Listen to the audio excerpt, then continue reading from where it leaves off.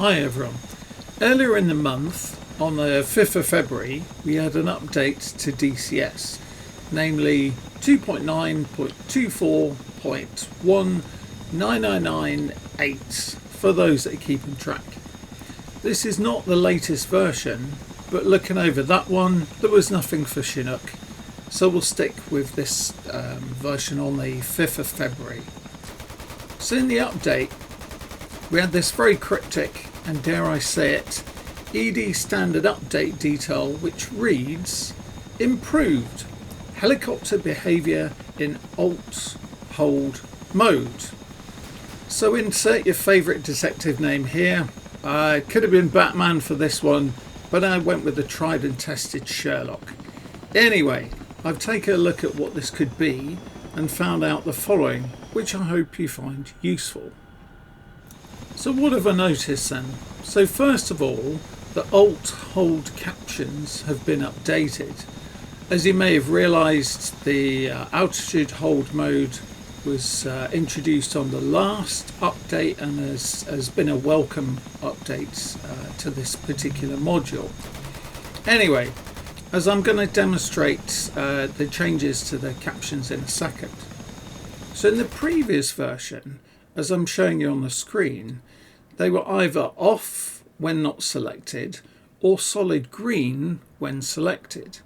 Being on the ground or being in the air made no difference. In this screenshot from my previous video, you can see we are weight on wheels and the whole alt hold is green, which is actually incorrect. But that said, it's a good start for 10, right?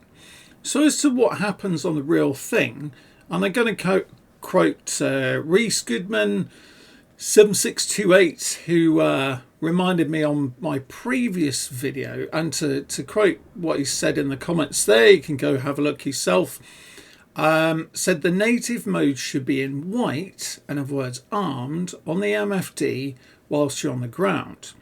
Then as you lift off, they should turn to green, showing that they're captured. And it's good SA, so situational awareness, whilst taking off and landing, as it represents the exact changeover point from being in hovering flight to having landed, or vice versa.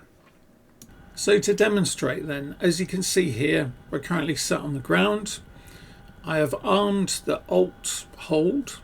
Notice that they have updated the caption, and rather than it being a solid green, it's actually white, meaning it's armed, but it's not actually been captured.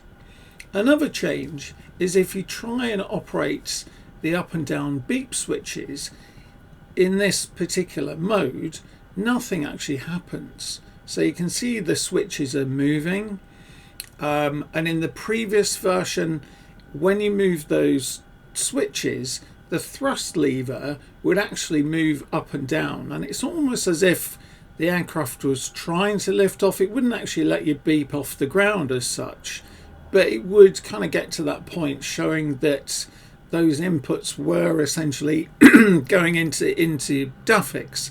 But this current one, this is actually mimicking kind of the real thing, so basically nothing is happening in that situation.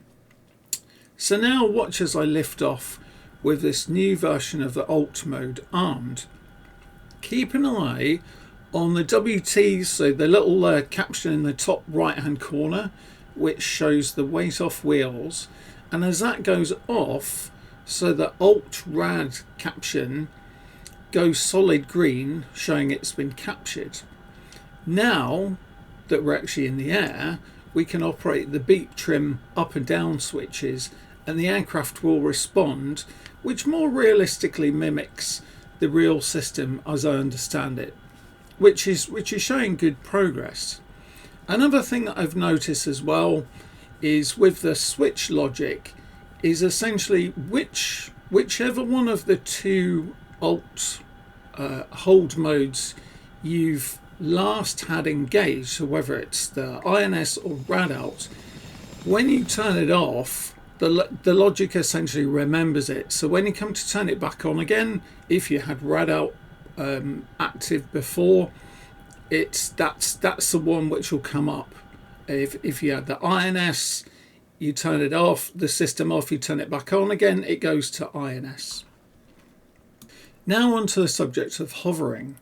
So there are some features which may help your situational awareness, which are enabled on the hover display on the MFD. Remember, this display is enabled by pressing the L8 key in the bottom, and essentially press it until you see it displaying HSDH in the bottom left and the following display, which I'm showing you here. Now, I'm not 100% sure if these were active previously. Certainly this display was enabled quite a while ago, but I do seem to remember kind of going through the buttons and just looking to see if there's any kind of functionality and things like that, and I don't remember it actually working. However, now it does seem that these buttons that I'm going to show you in a second are actually active on the current version that we've got. So anyway, on the left we have 4 buttons available to us, and what we're going to do, we're just going to start from the bottom to top, starting off with the HOV button, which currently doesn't seem to do anything yet. Next one up is HOV Ref STR. We'll come back to this in a second.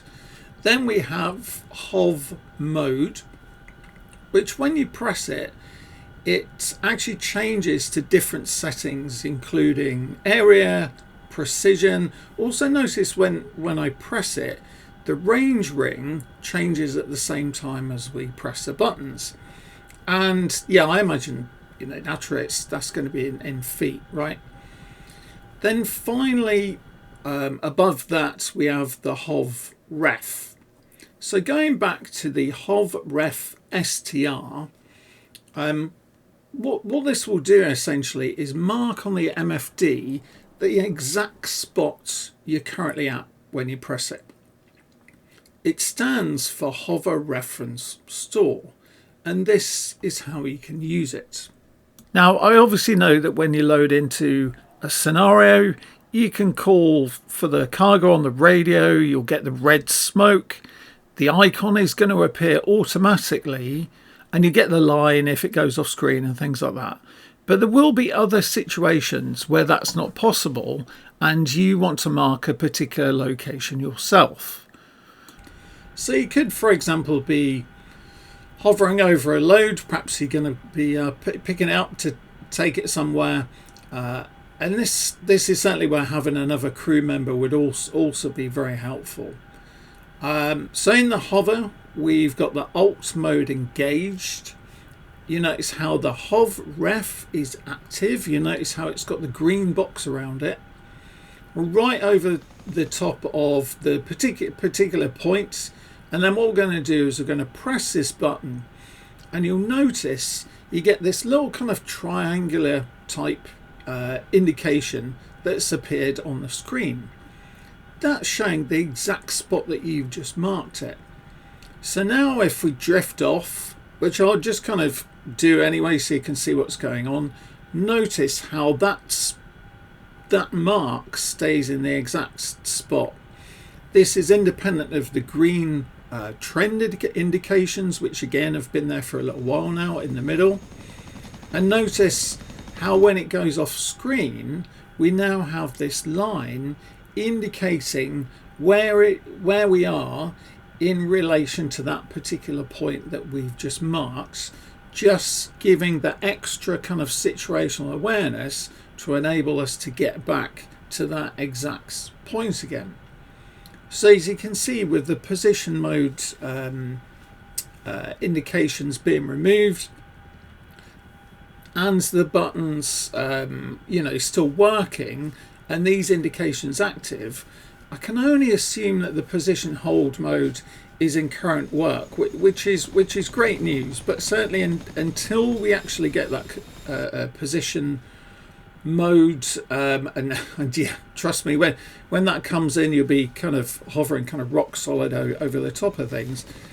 Certainly up until then, you might want to try kind of just using this, because it will just give you that little bit of situational awareness, especially if there's a lot of stuff going on as to where that particular point is where you want to be hovering.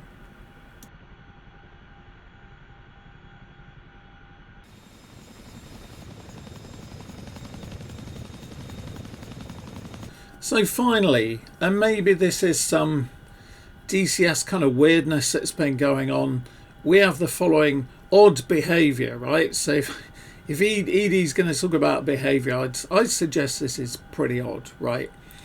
So here we are, the aircraft is in a stable hover, we got the rad out hold mode active, so you can see the indications that I was talking about before.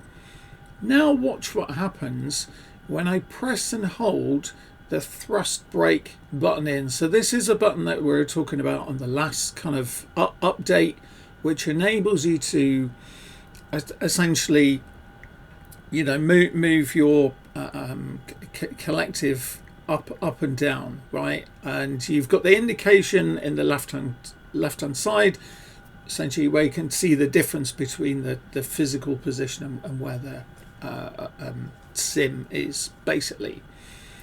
Anyway, when I have this button pressed in, and I'm not moving the collective at all, right? It's just been in a set position. But as soon as I've pressed that button, what's actually happening here is the torque has gone way up.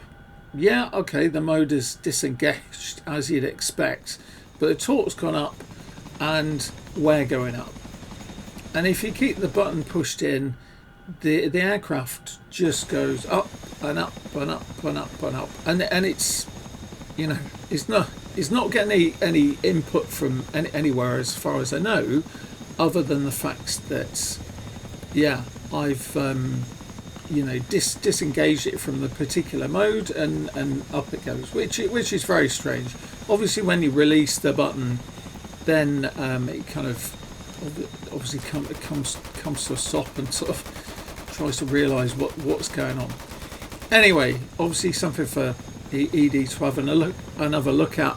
But that said, you know, whilst it was a very kind of cryptic little kind of update, I think, yeah, these little things are significant, and it's adding up to be good kind of progress.